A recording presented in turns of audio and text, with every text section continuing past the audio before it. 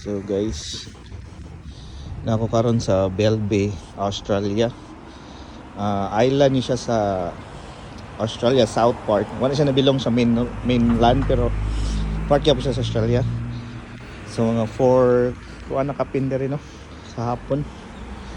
And gamay ra ni siya nga town pero okay kayo siya nga lugar. Parang quiet siya ba. Hindi siya samok. Safe siya. Nagkuanta mangita og kuan kanang thank you. Mangita og kanang kuan kanang pizza.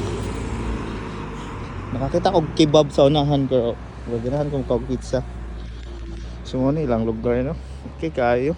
Mingaw ra jud kayo way building. Ang siya Australia no, bugnaw siya diri, bugnaw siya nga lugar. Di siyang bugnaw. Di siya ina nakabugnaw pero bugnaw siya. So mo yung first time day nga biyahe sa Australia. Sa kadugay na ako nagsiman, karon ba ko nakabiyahe diri sa Australia. Pero sa next na mga port is Australia pero mas city siya. So ano siya yung lugar situation diri karon.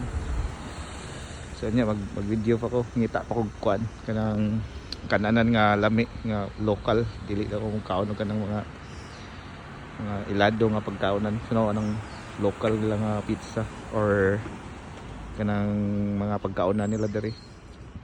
Mahal siya nga lugar no pero nindot siya kay ang per hour daw sa minimum diri is 50 to 67 depende sa trabaho. Pero sa akong trabaho kung motrabaho ko land base diri ang around yun no mo range gud siya og 60 plus or up. So panahon na sa tani kuan so kalakaw pa ta diri unsa atong pwedeng makuha. Mingaw siya nga lugar. Kuan ko siya diri Saturday ron diri. So dili ko magdugay diri suri-suri kay manira na ni ang mga store diri.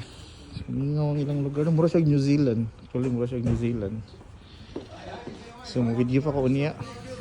Balik lang ko. Okay guys. Thank you.